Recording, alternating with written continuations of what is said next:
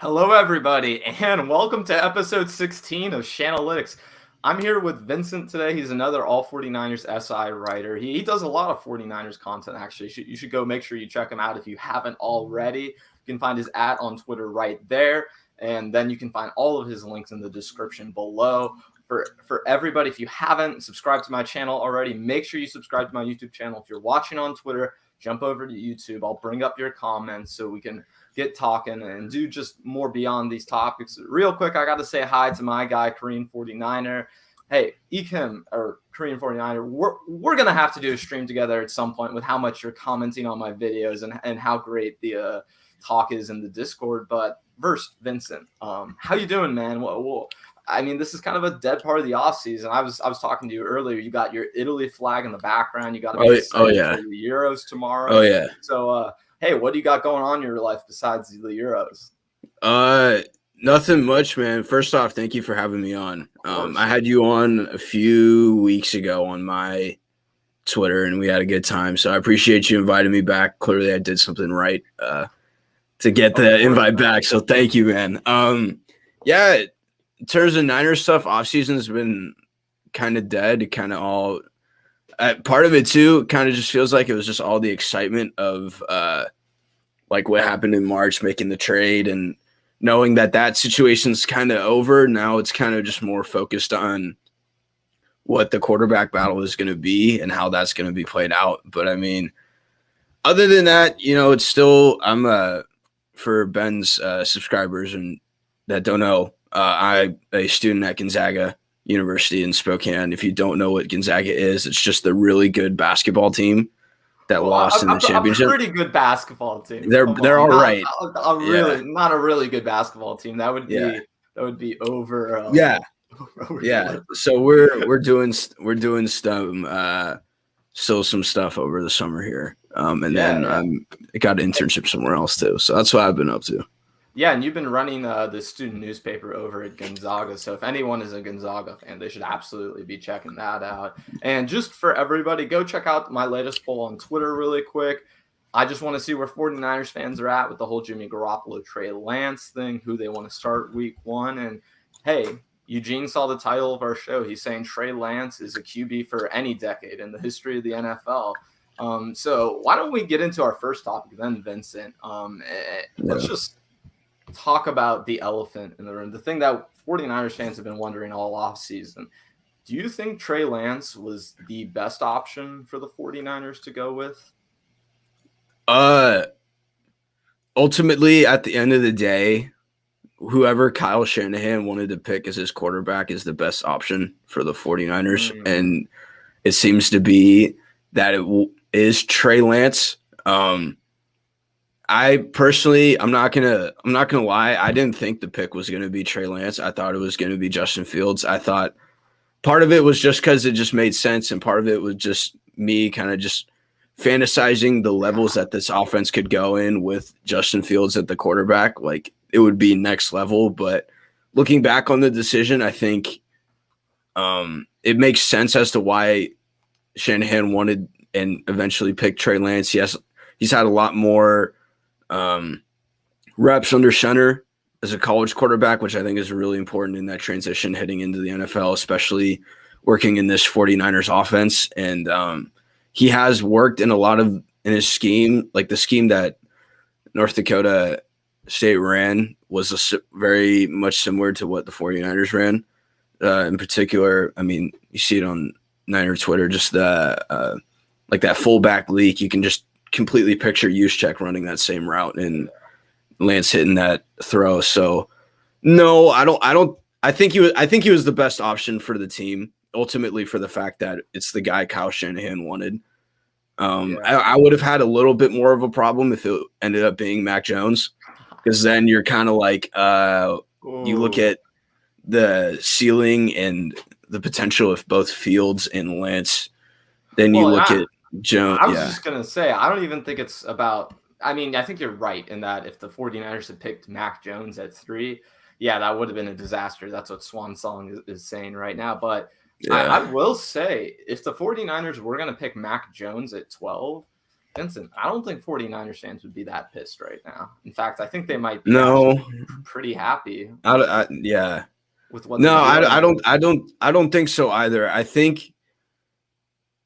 I think this is a topic that we'll get into a little bit later. I think, but the most valuable, if anything, in the past 4, 5, 6 years has shown, the most valuable asset to an NFL team is a very good quarterback on a rookie deal. Right. And And that yeah, kind of leads me to what I wanted to talk about, anyways, Vincent. You're laying down the stepstones for oh me yeah, because I specifically for this question, we were talking. You brought up the quarterbacks in the draft, and I think it's great to point out all the quarterbacks who the 49ers did pass on because I think you're right. Trey Lance, I think he makes the most sense out of all the options that the 49ers yeah, could have had at number 3 overall. But even this entire offseason, let's be realistic. It didn't seem like the 49ers were going to be able to land Aaron Rodgers or Deshaun Watson. Those players just weren't available. So I think when you look outside of that, you consider the Matthew Staffords of the world, the Carson Wentz of the world, the Sam Darnolds of the world. I would much rather have Trey Lance than a veteran or a free agent type of quarterback right now. And it's mm-hmm. specifically because of what you just mentioned. It's because those quarterbacks are so cheap. If you're going to be looking at Trey Lance for the next 4 seasons, the 49ers are going to be paying him less than 5% of their salary cap year after year. I mean, Yeah, really, the difference between Trey Lance right now and Jimmy Garoppolo is that Trey Lance is almost three times more expensive than he is like at this moment. So it's really hard to justify one of those veterans or someone you would have to give up a ton of draft capital for, considering that 49ers did end up taking a rookie quarterback, and they are so cheap. And guess what? Now the 49ers don't have to worry about whether or not they're going to extend Fred Warner or Nick Bosa, right? It's not Deebo Samuel or Nick Bosa. You or can so keep yeah, almost every single player you want on this roster with yeah, Trey Lance's salary, and it's going to really help out the 49ers in the long term, I think. yeah. And it's not even just the fact that it's Trey Lance on a rookie deal, but I think what most 49ers fans are expecting is the eventual departure of Jimmy Garoppolo, and that frees up even more money of what you have now. And like there's still like even I don't think Lance has signed his contract yet, but No, he has. even with that, the Niners still are in a pretty decent cap position. Like that, it's not like they have no money. Like they still have some decent cap room to try and do some stuff, and that's still with Jimmy Garoppolo on the roster. So the move, and also the move, kind of just opened up the window a little bit. I think, especially if it hits. Yeah. And I think that's kind of the pressure and kind of the main thing that's being taken away from this big trade. Not for the fact that you have a rookie quarterback now that has a pretty high ceiling, especially in this offense, but it's just the fact that it has to work now. Like this has to work. Like you gave Yeah. up 2 years of draft capital. You are in a win now situation with a lot of young guys on this roster that are eventually going to get paid one way or another, either with the 49ers or another team. So yeah, they kind of have, this kind of has to work. And the front office and Kyle Shanahan kind of just put it all out there, and they're willing to take a risk. And I'll be, if it doesn't work, I'll be more, I won't be as upset knowing that they took the risk that they did. Because if Right. they were conservative and tried to keep and work it out with Garoppolo, which, he's still on the roster now and he's still Yeah. on the team, and there's still a very big chance and realistic chance that he'll be playing a decent amount of games this year. It's just knowing that they understand the importance of the quarterback position and knowing how high the ceiling could be with the right guy. I think they made the right move here. Yeah, and it's specifically kind of just wanted to go back to something you said, I think a minute or two ago, which is that I think with Trey Lance, he opens up the window for the 49ers. I think you're absolutely right. He extends Kyle's leash beyond, I don't want to say just this season, because Kyle does have a longer leash than most head coaches would have, but let's go through a different scenario that we're going to talk about very soon. If the 49ers had traded for Matthew Stafford, their window shrinks compared to Trey Lance. I mean, right now, Matthew Stafford is essentially on a 2-year deal. So you're saying to yourself, either we're going to pay him a ton of money 2 years from now and we're not going to win then, or we're going to have to cut bait. So I think what Trey Lance offers, like you were saying, is he really opens up the 49ers to some leeway so that if they do stumble, if they do fall, they can pick themselves back up if they do eventually win, because they have all the time in the world, at least compared to the rest of the NFL. Yeah, and it's not just he opens up the team's success, he opens up the individual player success as well. Like with Trey Lance in the lineup or as a starting quarterback, I think we could see a lot more Deebo Samuel playing in more traditional wide receiver role and running more routes and not, it felt like sometimes last year and even in 2019, they kind of just ran Deebo into the ground and that kind of led to more injuries with him. But with this Trey Lance move and the ability to open up the offense and use it in different ways, you could see Deebo Samuel more in a traditional wide receiver role, and that's not to say that they're not going to use him in the running game. Like they're still going to give him, 2-3 carries, but that cuts in half. Jimmy Garoppolo, like there's this great stat that I always see that I bring up to people when they talk about this point specifically, is that with Deebo Samuel last year, he averaged 2.1 air yards per target.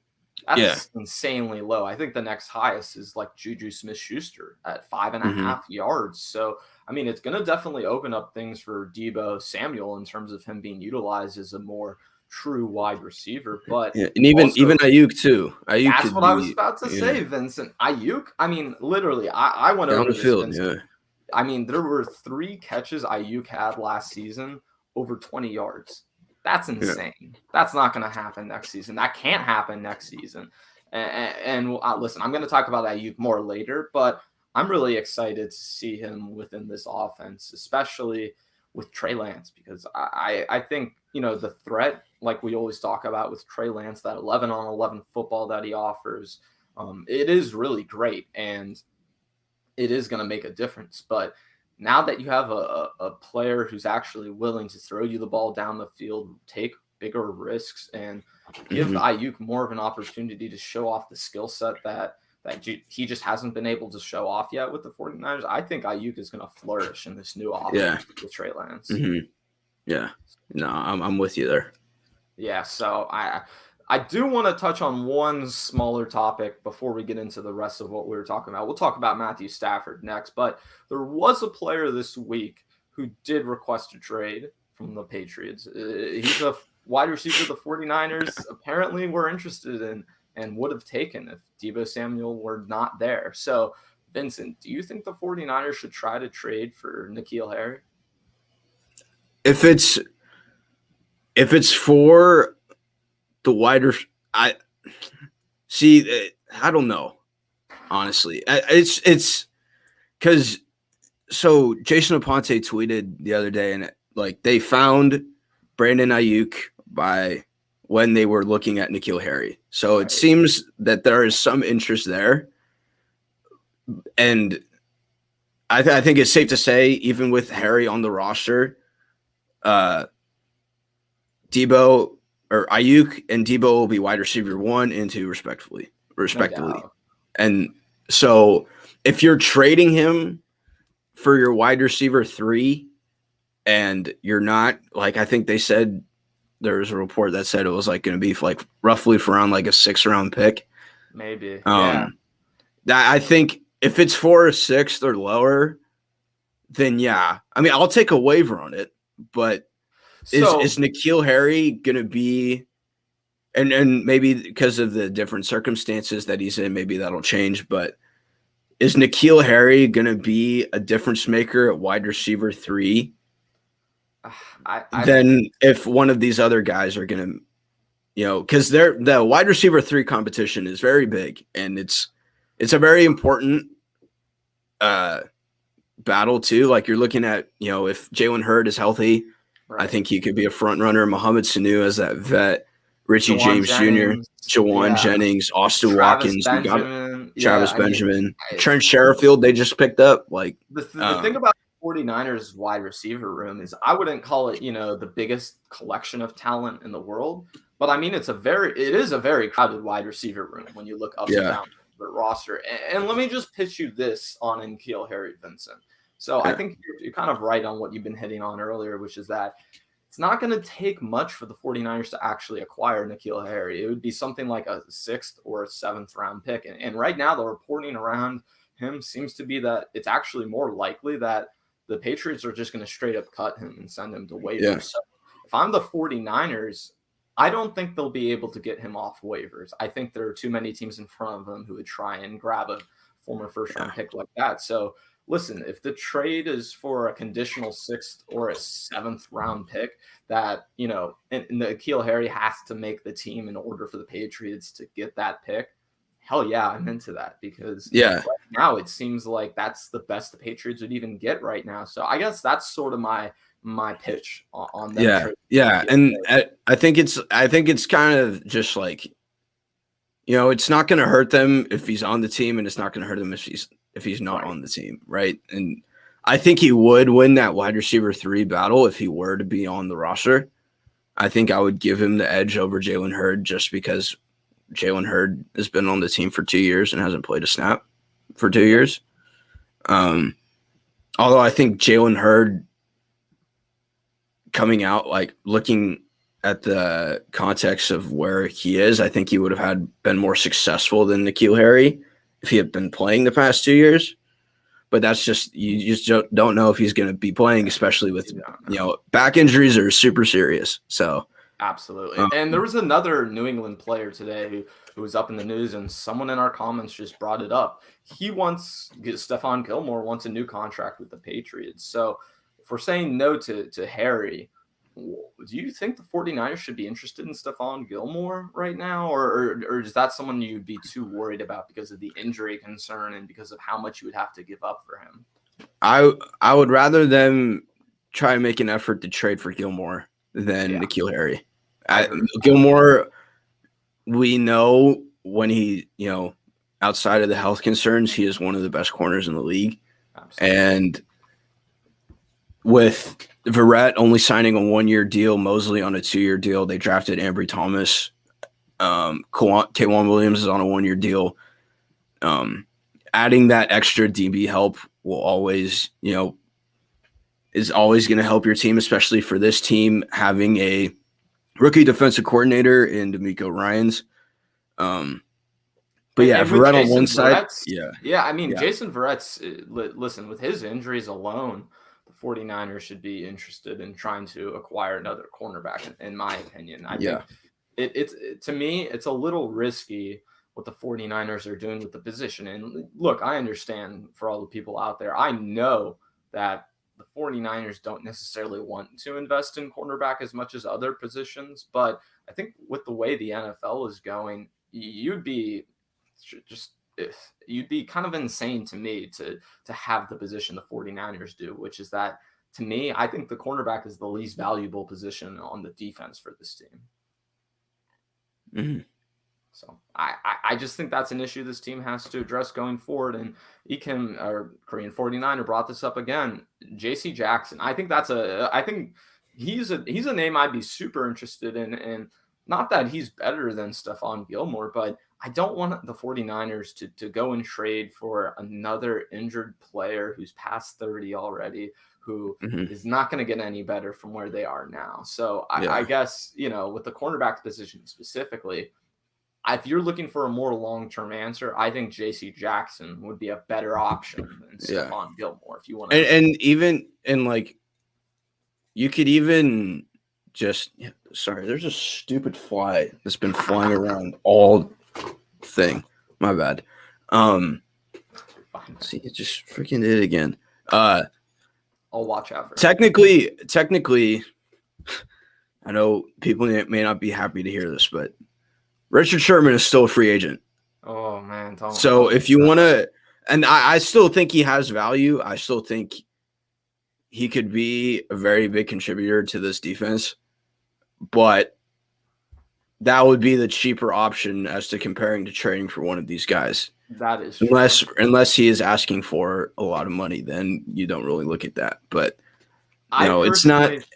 I know. I know. A lot of people aren't, very wanting to see him back in the roster, but I just think he's going to retire. That's my thing. Yeah, he could. I really think he's at the point in his career where, listen, Vincent, if the 49ers were pitching to him that he would play safety, I'd actually be super into that. I think that would be awesome for him to come on to this team in this way. But I don't think that's what Richard Sherman will want to do. And I don't want to ask Richard Sherman to do what he would want to do right now. So I'm going to have to push back on that one a little bit. Yeah, no, I was saying that as an option. I don't know if they'll do it. It's definitely an option, but I'm going to squash it. Yeah. Man, I mean, because there are better corners who are available right now in free agency. Brian Poole, Steven Nelson are available right now. So there's not no options, but I think you're right. Richard Sherman would probably be and even if you convert him, and even if you convert him as a safety, is he starting over Jimmy Ward or Jaquiski Tartt? I don't think so. And they just signed Tony Jefferson too in the past few weeks, so it's I don't know if they would exactly want him in that role. But let's talk about quarterbacks more because quarterbacks just get all the clicks. Quarterbacks are fun, man. I love to talk about quarterbacks. So the way I pitched this to you was, do you think the 49ers should have pushed harder for Matthew Stafford? But the actual question that I want to get at is, what do you think the 49ers Super Bowl odds would be right now with Matthew Stafford? In the immediate run, I think they'd be higher than either Lance or Garoppolo. But in the long term, I don't think it would be as good. Okay. I think that because, again, like we mentioned before, the value of having a quarterback on a rookie deal, especially in particular with this class, there are a lot of good quarterbacks on the higher echelon that that you could get. And Kyle Shanahan mentioned, they didn't want to be left at the altar, knowing the, talent and the ability of the quarterbacks in this year's draft. But going back to, with Stafford, I think this year and next year, I think they would have been higher Super Bowl, had better Super Bowl odds, just because I think, and he just talked about it with McVay on the Peter Schrager and McVay podcast that they're doing. He knows how good Matthew Stafford is, and he knows, it seems like he'll know how good he'll be doing in the Los Angeles Rams offense. So I think, the Super Bowl odds with Matthew Stafford are higher in the immediate run, next 1 to 2 to maybe even 3 years. But in the long term, I don't think it would have been as high, because then you're waiting for that next good quarterback class to come out, and you don't know when that's going to come. And you're kind of stuck in the same situation you were in before, right? Still searching for that quarterback, that long-term answer. But, I'll be positive for this one. I'll pitch you on the Matthew Stafford experience. Here's why. Because if you look at it specifically, the 49ers, if they would have executed this trade for Matthew Stafford, it would have actually been in January. It would have been before free agency, before the draft, before the roster had been filled out. So I think the 49ers probably would have gone about free agency very similarly, if not exactly the same, in my opinion. But that's where I think things get really interesting, because if Matthew Stafford is your quarterback, you're sitting at number 12 in the draft, hey, who's sitting right there is Rashawn Slater. And if you want to talk about making the 49ers offensive line a lot better, which they went and did in the second round anyways, I would really love to have Rashawn Slater on this offensive line right now. And then guess what? You can even go to Asante Samuel in the second round, who was available right there when the 49ers were up before they traded down. Or guess what? If you still want to trade down and miss out on Asante Samuel, who's available? Terrence Marshall Jr. So Yeah. I think there's a lot of options for the 49ers if they did take Matthew Stafford, and I would have been interested to see how their team would have been built out. And Vincent, let me ask you this one thing specifically, because this is kind of the part that stuck out to me about Matt Stafford and if he had gone on the team is, do you think the 49ers would have made a move for Julio Jones if Matthew Stafford was on the roster? Because I think they would have made a very hard run at Julio, considering it was only like a second and a fourth round pick that the Falcons ended up getting for him. So I don't think that price tag is too extravagant. Yeah. Well, I think if they were to trade for Stafford, I think they wouldn't have had that number 12 pick. I think they would have had to have traded that pick. So, well, I think they would have. That's the thing about it, Vincent. So they actually wouldn't have had to trade it because specifically the Rams the Lions couldn't execute that trade until after June 1st. So the 49ers either would have right. So the 49ers would have either had to make that pick for them or work something out, but then the NFL knows about it and they're just not super cool with that kind of stuff. So from my understanding, it would have been future picks in the next few years, not this season.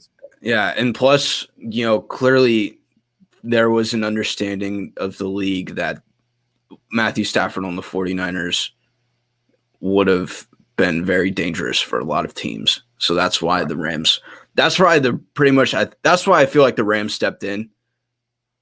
Maybe to get rid of Jared Goff too, because he kind of stinks. But even when they got rid of Jared Goff, if you look at it, they're still paying like 13% of their salary cap this season to not have Jared Goff on their team. Yeah. So, gosh, I think, to me, I think the reason the Rams made the move, I think you're right. It's about that arms race in the NFC West. But I also think it's just because Sean McVay was getting so frustrated with Jared Goff. And he didn't draft Jared Goff. He had kind of been ushered in when he had been taken the year before they acquired Sean McVay as their head coach. So, I'm interested to see how the Stafford thing is going to work out, but I think you're kind of right in what you're saying that a lot of the NFL would have been terrified right now if the 49ers would have Matt Stafford. And listen, I'll even go as far to say as I think they would be co-NFC favorites right now if Matthew Stafford were on the roster. Yeah. And the thing, like the little details, if like having Stafford on the team versus having now Trey Lance on the team, you're still paying Matthew Stafford a lot more money than you are paying Trey Lance. So I don't know if you're going to be able to get those, you may not be able to sign Juszczyk back, DJ Jones, Jason Verrett, K'Wan Williams. You may not be able to get all of those guys back because you're still having to pay, with assuming Garoppolo would still be on the roster for whatever reason. I mean, I don't think he would be, but you're still paying like 20, like whatever the number was. I think it was like 20 for this year. And then it would either was his contract like it decreased as, the contract went in, or did it increase? So with Stafford, his contract increased over time, but the thing about trading Matthew Stafford is that once you trade him, that salary gets cut in half because it's post-June 1st. So instead of paying him like $35 million, I think this year the Rams are only paying him 20 as a cap hit, and then the year after it's going to be 23 million. So it's a little lower than Jimmy Garoppolo and where he's at now. It's more in that 10-11% of your salary cap range. Yeah. But I think you're right. It's still pretty expensive. It isn't cheap at all. Yeah. And and to answer your other question, I don't think they would have gotten Julio Jones too. If they had no, I don't think they would have had enough capital to make that move. If you're trading for two guys that are 30, you're for over 30. Like I don't know. Like I think the only reason I even put that out there is because I just wonder, I think right now, I guess to me, the message. Sorry, I almost got it. Oh no, you're fine, man. I know how annoying that is. Trust me. No, but seriously, like if you look at the way the 49ers pitched their fan base this entire offseason, the way they've been talking about everything is they're in win now mode, right? That's what they're all about. So I guess when you make that move for Matthew Stafford, I just wonder if they would have gone even further all in, because with Trey Lance on the roster right now, they're still saying it's a win now sort of thing, which I personally don't buy as much as everyone else does. But, maybe that's just the team's PR at this point, trying to do what they can, that sort of thing. But yeah, no, I kind of think they have to win this year, honestly. I think they gotta have a winning season. Here's my thing. I think they have to win somewhat this year, but I don't think they have to make the playoffs or have to go particularly far in the playoffs. I think if they win more than 10 or 11 games and Trey Lance looks really good and that's a good season. Yeah, is rejuvenated, that's a good season. That's a good season, man. And that's I think a good the fan season, base would be really into that. I mean, if they go like 8 and 9 or like 9 and 8, then even 9 and 8, I'd be more fine with. Then you're like, and then it makes even the next year even more pressure. So right, and then you're just pushing everything further down the line. Whereas I think the perfect scenario to me this season with Trey Lance is he plays all 17. Oh, geez, we all have to adjust, man. 17 games. 49ers win 10 plus games and they go to the NFC Championship game or close to it. To me, that would be the perfect type of season for Trey Lance. I mean, besides winning the Super Bowl, of course, I just don't think that's a realistic option if you're going to put Trey Lance in. So that's if Trey Lance wins the Super Bowl this year, get the man a statue. Oh, hey, I'll get a Trey Lance statue like at my house or something. Yeah, that would be nuts. But I do want to ask you next is I think it's going to be interesting to see what players kind of have a breakout season, what players have an increased role. And a lot of that's going to be changing with Jimmy Garoppolo and Trey Lance and everything that's going to be going on within that. So I guess, who do you key in on as one breakout candidate for this season if you could only choose one guy? So Grant Cohn's going to love me for this. I'm going to go. I don't know how his role will be, but the quarterbacks of the 49ers have very high QBRs when they throw the ball to Ross Dwelley. Yes, they do. And it's like a 126, and the guy doesn't drop passes, and he's actually a very underrated player. So I think if I'm going to pick one, as much as a tight end 2 can perform, I think I could see Ross Dwelley really being, used more in this offense. I got the stats, up here and stuff. Yeah, Niner quarterbacks last year had a quarterback rating of 123.1 when they threw the ball to Ross Dwelley. That is very good. And he made some, last year, I think it was in New Orleans, he made that insane catch on the sidelines where he stretched out and maybe he could be that. And he kind of reminds me of Kendrick Bourne a little bit. He kind of makes some tough catches in very crowded areas. Like in 2019 against the Rams in week 16, he had that catch that he had over the middle where he took that hit to the head. It was a 15-yard penalty. And with Ross Dwelley also, I just want to mention this. He's probably one of the only 49ers pass catchers who's played 16 games consistently. I mean, really, the 49ers have struggled with that in specific, and Ross Dwelley just doesn't ever get hurt. And specifically with the 49ers, if you look at the targets last year and who was getting catches last year, Jordan Reed isn't on this team anymore. And I feel like the 49ers brought in Jordan Reed last season to be that number 2 pass-catching tight end behind Kittle. And with the 49ers not making a move at all at the tight end position, really, it tells me that they have to believe in Ross Dwelley. Yeah. Yeah. No, I think they had that guy on the roster the whole time. They just didn't know. They just didn't know. For me, I'm going to go with another. Maybe he's the obvious guy, but man, I just can't talk about him enough. Brandon Ayuk. I love Brandon Ayuk. That's the real answer here. But I wanted to go a little different. You wanted to be creative, go off the beaten path. Ayuk's so cold. He's so good. And the thing with me too for Ayuk is beyond just his play as a wide receiver. man, this guy just needs to get the ball in his hands. Why isn't Ayuk our special teams returner right now? To me, that's one of the most asinine things about last season is that they didn't utilize Ayuk in the running plays as much and in the kick return plays. And I think, to me, if you look, like Brandon Ayuk literally got his start at wide receiver in college because he was such an excellent returner for his junior college. This is a guy who's just electric at Arizona State too. So at every level he's done it, but the 49ers haven't asked him to do it yet. But the 49ers rank like bottom 5 in special teams every single season. And it's ridiculous to me because now they have this guy on the roster who can do all these things in the special teams, who can really make a difference. So I don't understand the notion that 49ers just don't or won't play him at returner. To me, that's insane. Yeah. And beyond just the receiving role for him next season, I think that's how Ayuk is really going to make a huge difference. I think he is that good that he's going to win them 1, 2, or 3 games just with kick returns alone. So yeah, I really hope he's a bigger part of the special teams next season. Mm-hmm. And yeah.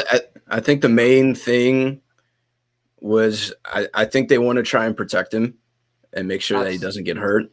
Because playing special teams is very dangerous. But yeah, I hear this a lot. Can I push back on this for a second? Because yeah.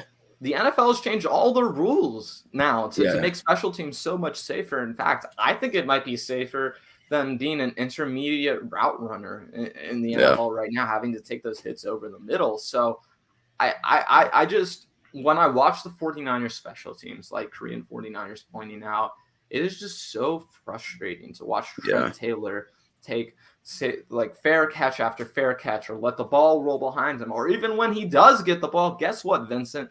It's no more than 5 or 10 yards. So, listen, maybe you don't put Ayuk back there, but the 49ers have to do something to address special teams. They can't just keep ignoring it. And like it seems like to me, it's like it's almost like Kyle pretends like this team doesn't even have special teams, and it's like a complete afterthought. So and it's not like they need like a Cordell Patterson or like a Devin Hester kind of guy. They just need like or Eric Weems, like one of those guys. They just need like just a solid guy. Yeah. I think right now the point is someone just commented Ambry Thomas could be that guy. So Ambry Thomas could definitely be that guy. And wasn't McKinnon taking kicks last year too? Oh my God, man. I was watching the first recently. I've been watching the 49ers games from 2020. It was Trent Taylor, Jerick McKinnon, and Dante Pettis returning kicks for the 49ers. Yeah, and Pettis the one return Pettis took, he got rocked and he never played for the 49ers ever again. Yeah. So and I think River Craycraft took a couple punts too. Oh God, man. Don't even bring up River Craycraft. Hold on. River Craycraft, like, I know people like to dog on him a lot and think he's not very good. No, he's actually not terrible. Like, listen, I'm not saying he's gonna be like, I don't want him, like, I'm not saying he's going to be like a wide receiver 1 or 2 in the future, but like the route that he did run against the Green Bay last year, where he dropped the pass in the end zone, he can run routes. Like he's not terrible. Like he's not like god awful as people are saying. He's not. And you know what? He's no Trent Taylor. And, listen, he's got a hell of a name, man. He really does. It's my favorite name on the 49ers right now. Listen, if I was doing play-by-play for the 49ers, I would want River Craycraft returning kicks just because of all the puns I could make alone. So I'm not against it, but I'll just wait and wait till I'll see it with River Craycraft. Yeah. Because I think people got a little too excited when the 49ers did acquire him. That's my only thing with that. Yeah. But Vincent, I do want to ask you, we're getting into our last few topics here, everybody. So if you're watching right now over on Twitter, go over to YouTube. Make sure you're watching there. And if you're watching on YouTube, make sure you go and subscribe to my channel, leave a like, and hey, go in the comments and let us know if you guys have any questions or anything you're wondering about. I see everybody pretty active in the comments already, but Vincent, the next one I wanted to ask you was, is there a breakout candidate you're looking for on defense specifically? I'm looking at Eric Armstead. Okay. I think he's gonna. I think he kind of suffered the most from Bosa being out, because all the attention was drawn to him. But with Bosa being back and DJ Jones and Kinlaw in the middle. I think we could see a lot more action from him and a lot more one-on-one battles. And he's still a very good player. I know he kind of struggled last year, but I think this is going to be a bounce back year for him. And I'm going to go with Eric Armstead. And I think really the problem people have with Eric Armstead right now is not the football he was playing last season. I think if you watched the 49ers last season, that guy was playing outside of the role he should have been in. There were all kinds of injuries on that defensive line. The issue really is how high his cap number is. I mean, the 49ers are paying him a lot of money. So when you talk about him being a breakout candidate, I think he's someone for sure that if we're trying to, get into the minds of the 49ers players and understand that a little better, he's someone who should be expecting a comeback, who should be expecting a breakout sort of season.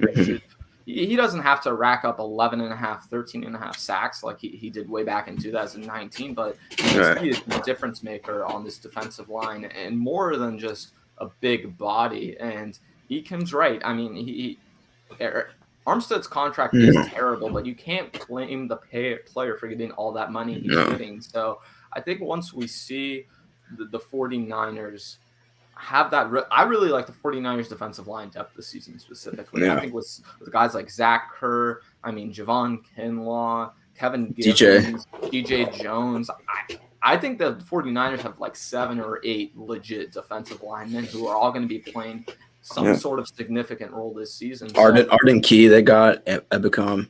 I didn't even mention those two guys. I mean, really, I think this isn't going to be as good as the 2019 defensive line. That would be nearly impossible. But to me, if you're trying to get Eric Armstead in the best role possible, you're trying to improve his play.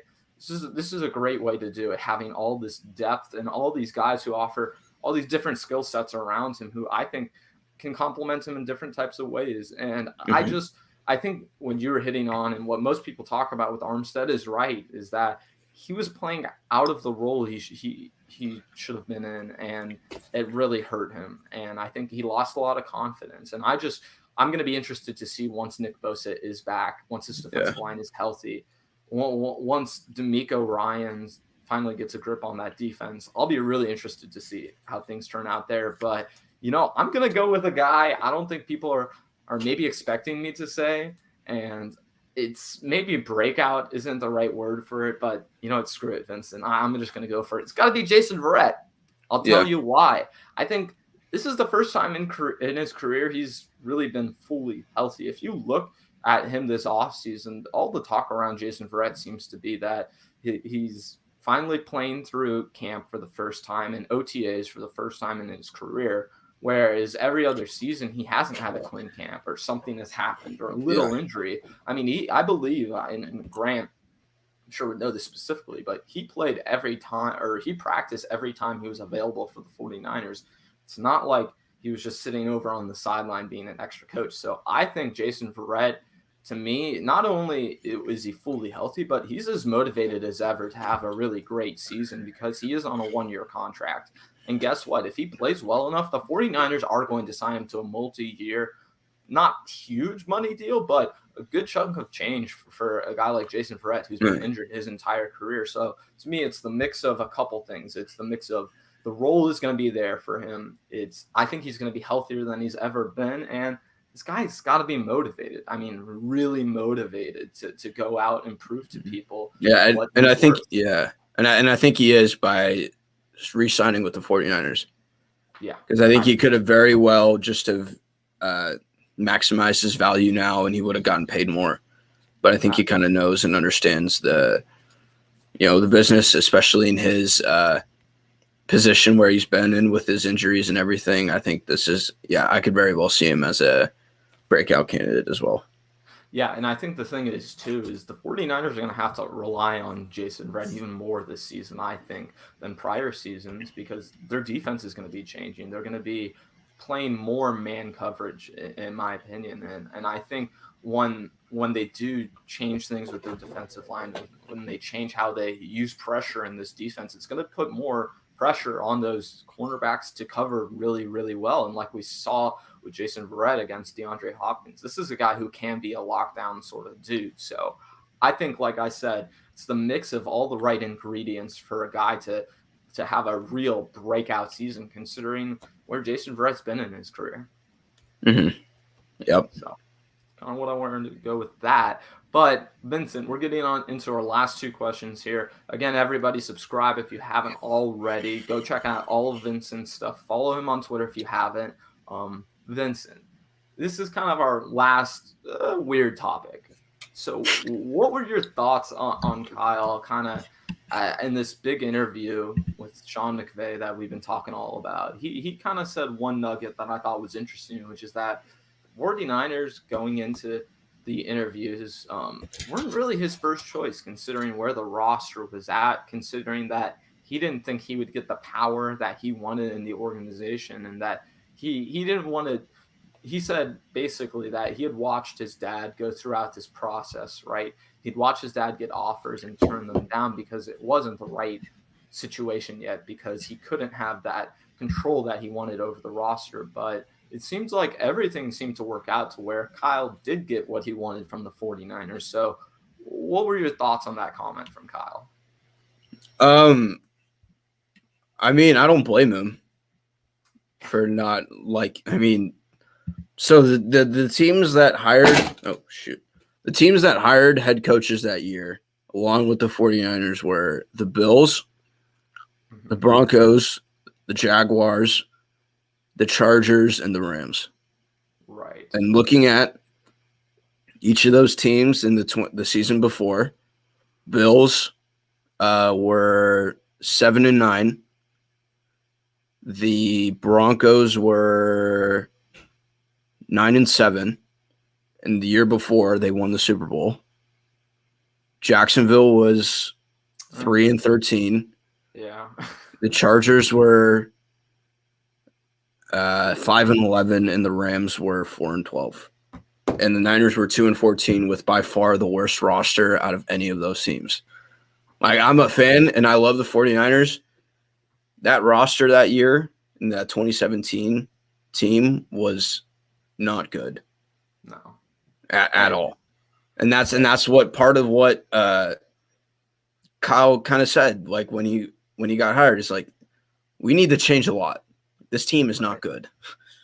And Korean 49er brings up this point specifically, is that he was talking about all those teams that you just brought up. And it's an interesting point that a lot of those other teams were kind of rebuilding teams. But I think even if you look at it comparatively, it didn't seem like any of those teams, just based off what Kyle was saying, were willing to give Kyle the kind of control that he had with the 49ers, with their GM situation, with the personnel. So to me, it seems like Kyle was in a situation where the only way he would join one of these rebuilding type teams is that if he got the control that he wanted, and he got the sort of guarantees on his contract that he wanted. So considering all of that, and that, listen, I mean, if you're a franchise, like you were just explaining, like the 49ers, where they were at that point in time, it's not like you're the best destination for a head coach to go, right? I think Sorry, no, I was just gonna say, then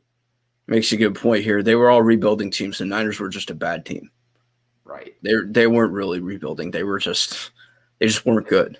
Yeah, they just were garbage. I mean, really, they were awful. That roster was awful. Yeah. And I think to me, with Kyle having almost no expectations going into that roster, makes a lot of sense that he would want all that control that we're talking about if he were going to go to one of those type of teams. So yeah, and Green 49er brings up the 2017 roster should have had Watson and Ramchick. It could have been a great start, man. Yeah. Oh God, that draft is something else to look on back now. But no, I think it's interesting that Kyle specifically said that he wanted that control over the team. And I think the thing now that kind of pans out, and that makes a lot of sense with where the 49ers are at now, is that Kyle had that time to build up the roster. And now, guess what? He's going and getting the quarterback that is, quote unquote, his guy, right? So I think, to me, if you're not going to walk into a situation like the Packers, right, where you have an Aaron Rodgers type guy or an elite roster, if you're not going to walk into one of those type of situations, why wouldn't you want to go to a situation like the 49ers where you would have more control? You would have the ability to shape the roster in your image in whatever way you wanted. So I think it made a lot of sense now, especially that Kyle chose the 49ers maybe over a couple of other teams. Yeah, and I think with that, and I think, an underrated part about the front office and, Jed York and the 49ers, like if you look at the three figureheads of the 49ers, right? Jed York, John Lynch, and Kyle Shanahan, they all want to win a Super Bowl with the 49ers. And they've all, with Kyle's history with the 49ers, his dad, like him being a ball boy for his dad, when his dad was the offensive coordinator for the team. John Lynch just come to really love the 49ers, and we know how much as people want to dog on Jed York for some of the things he's done, he loves the 49ers more than anybody. And like this is like as much money as he has and as much like money he could put into other things as an owner. This is his main project here. He wants to see the 49ers success. The 49ers more is than Jed's anyone. entire life and his legacy. I mean, really. Yeah, and I think it rubs off on the team too. Yeah. And so I think that's where I think Kyle obviously made the right decision.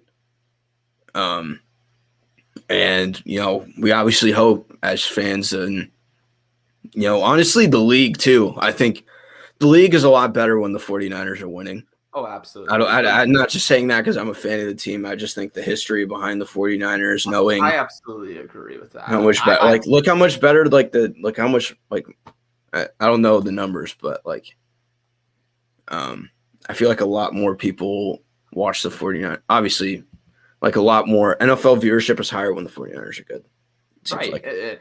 Hey, in the one situation where I'll say I hope the team that is at the top isn't good is I don't want the Cowboys to ever be good. I love watching the Cowboys be an entire fire. It's one of my favorite things every single season. Just the demise of Cowboys fans, how they have so much hope at the beginning of the season. They have such high expectations, and it all comes crashing down around Thanksgiving. Really, it's one of my favorite times of the year, and I hate Cowboy fans more than anything else in this world. Really, I'm not going to hold back on that one. Screw Cowboy fans. But Vincent, let's end on this. And hey, I think people will have fun with this one in the comments. So definitely let me know what you think about this topic specifically, everybody who's watching. And again, subscribe if you haven't. Go check out all of Vincent's stuff.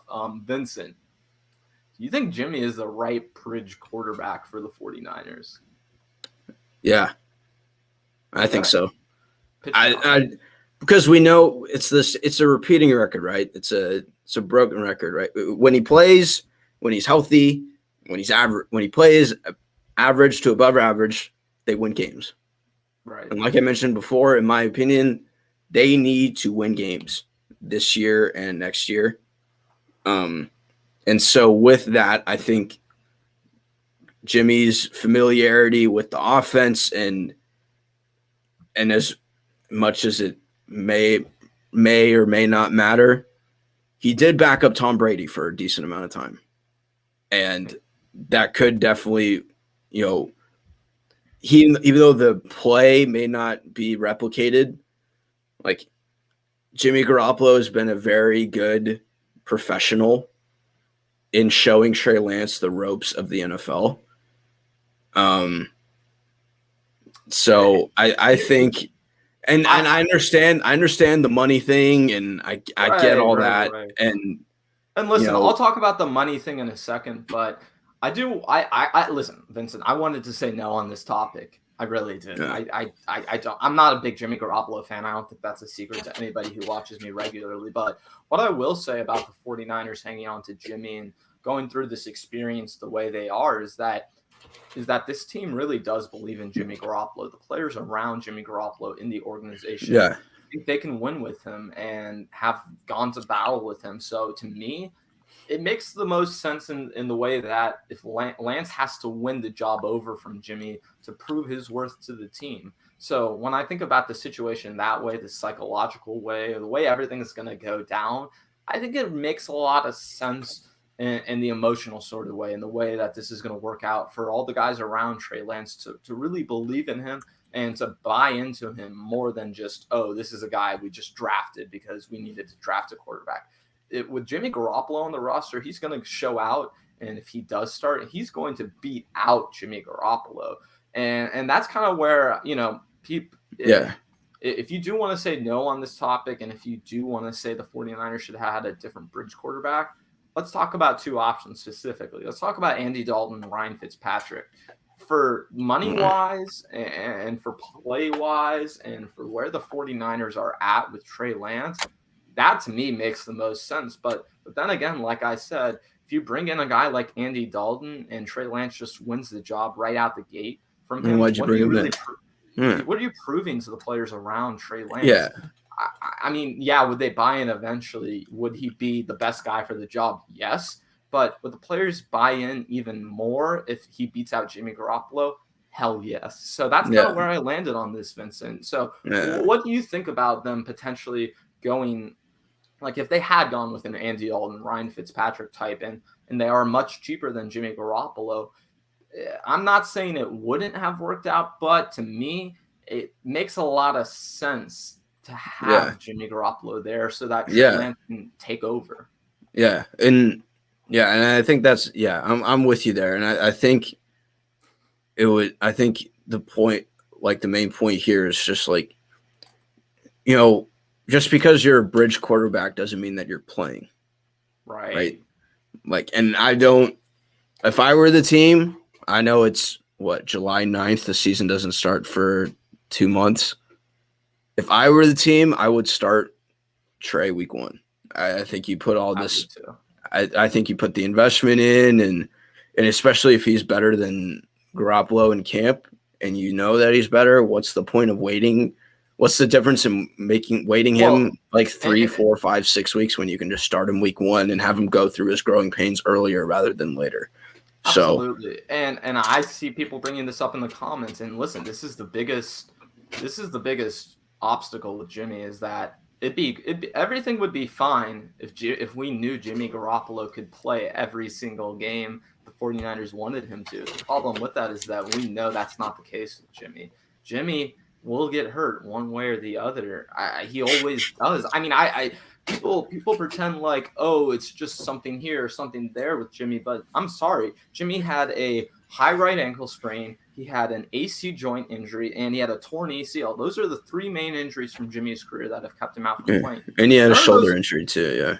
That too. All 4 of those injuries, none of them are connected, Vincent. So I don't really know how you can expect Jimmy Garoppolo to get through a season healthy. And that's where I think 49ers fans do push back on the idea of Jimmy being a bridge quarterback, because if you're expecting Jimmy to play and you want to get something out of Jimmy, it just doesn't make a lot of sense to be relying on a guy so much that can just get hurt in week 2 and then everything goes down the drain from there. Yeah. But I'm not there, because I think Trey Lance will start week 1. I think it's best that he does start week 1 actually. So I guess it's okay to have Jimmy as the bridge sort of quarterback on this stipulation that, Vincent, if the 49ers are starting Trey Lance week 1, they have to cut or trade Jimmy Garoppolo before the start of the season. There is no other option.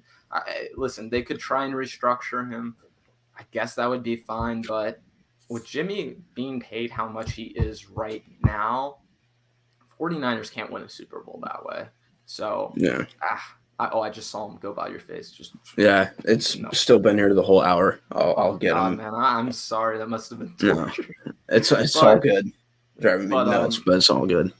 So I'm going to end this topic in a minute here, but if there's any other questions you guys want really quick, we can try and hit on a few of these before we get out of here.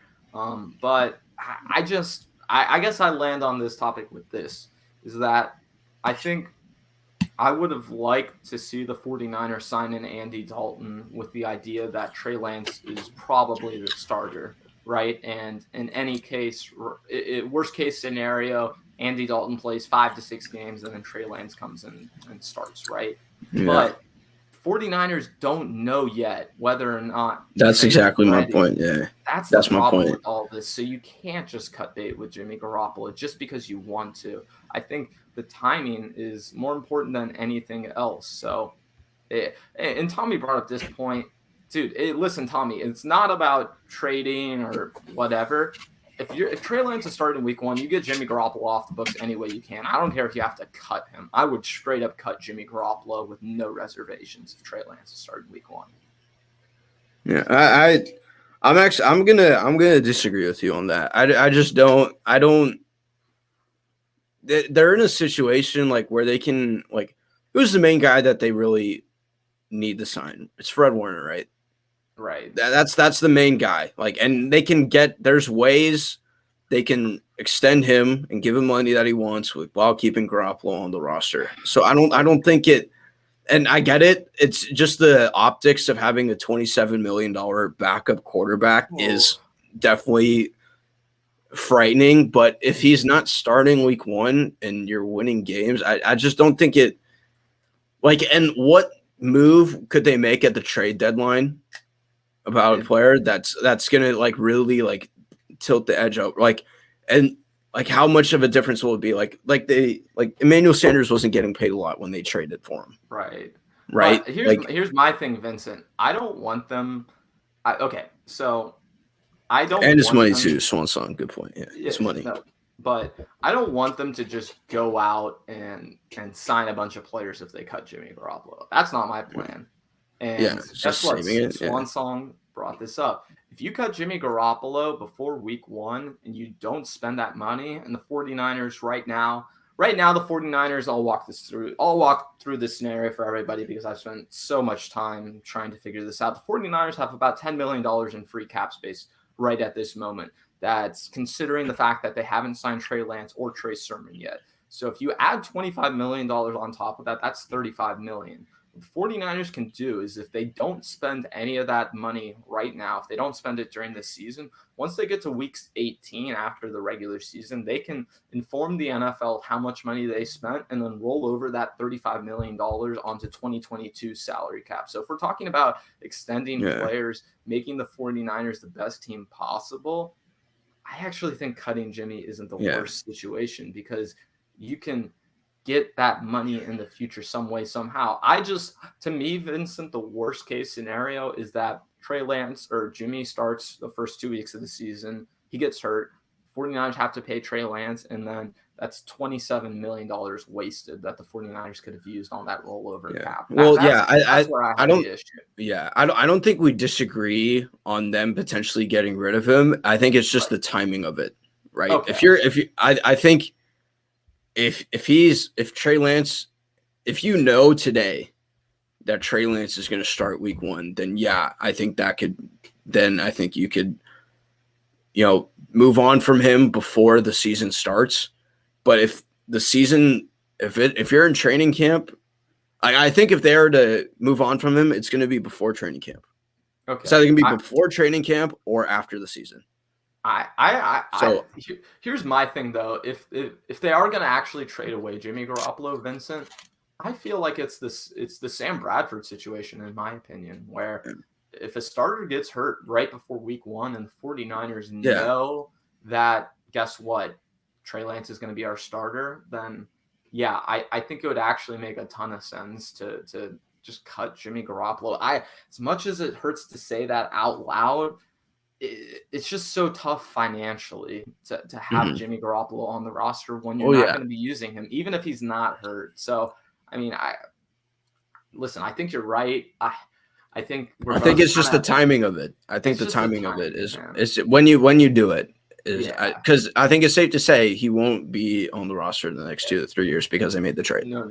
But here's the thing about the timing specifically is that I think if Trey Lance is good enough in preseason and balls out, I think the cut Jimmy situation is more likely than people actually think right now. That's my whole thing is that if it does get to the point where it's pretty obvious who the starter is going to be, to me, I think the 49ers are just trying to recoup any draft capital they can for Jimmy G right now, which listen, I don't necessarily That's disagree that's with, the thing, but though. Like, what is it though? Like, what is that capital right now it's that not. you're getting compared to what you would?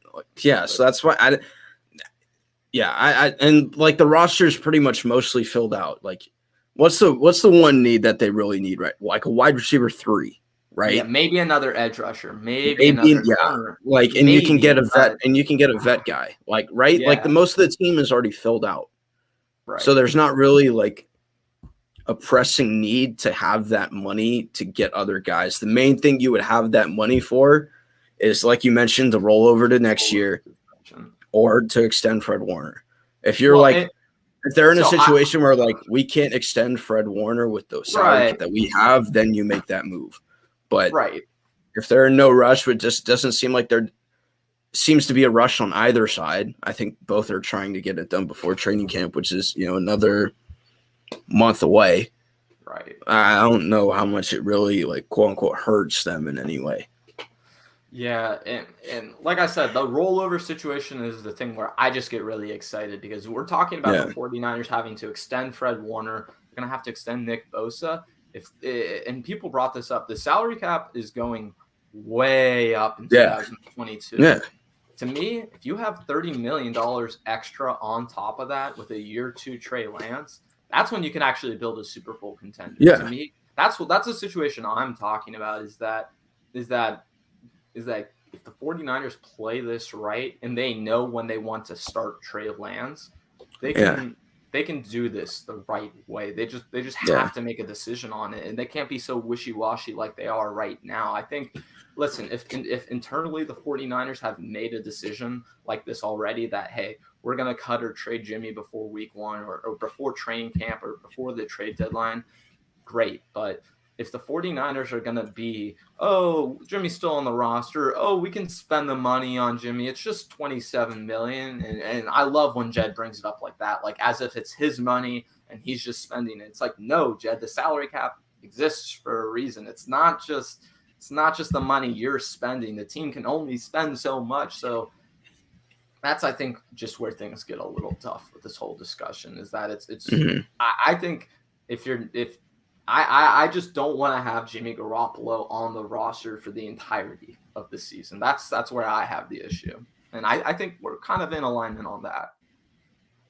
I just don't think it hurts. I'm kind of more in the middle, I think. I don't think it hurts, or I mean, if he's not on the roster, that's fine. If he is, that's fine. Okay. I mean, because I'm still more. It may not sound like it by what I've been saying, but I'm more of like a pro Jimmy guy. I have his jersey. I mean, oh, dude, I do too. But don't. but like I think he's still like for what the 49ers need to do, which is win games. I think he's a quarterback, when he's on the field, very capable of doing that.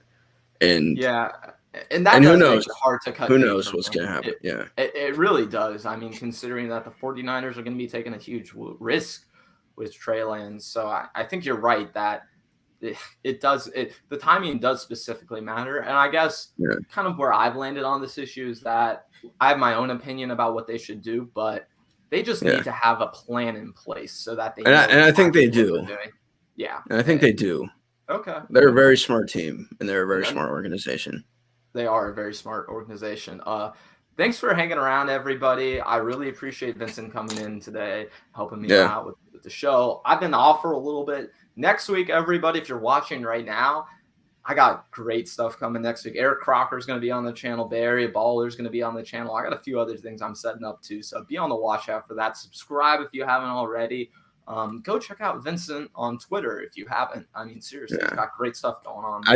I'll do a little plugging too. I just dropped my first YouTube live stream last week, so drop a sub on YouTube as well. It's just at my name. Yeah, and I'll throw the link in the description later on, and I'll link that for you right there so people can check that out. Thanks for hanging out, everybody. I'll see you next week. I think right now I'm probably going to go hop on Grant's Twitch stream, which I think just started. And hey, look out for that Jimmy Ward interview, everybody. I got to plug Grant. He's the reason I'm here right now. So go check him out. I'm sure all of you know, but hey, go check out Grant if you aren't or haven't already. Vincent, I see that fly going by your face. Yeah, right. It was just there. My God, it's the worst. Have a great weekend, everybody. Enjoy the McGregor fight. That's going to be exciting. Enjoy the Euros. It's a great sports weekend. We got the finals on Sunday. And hey, I'll end on this, everybody. Suns in 4.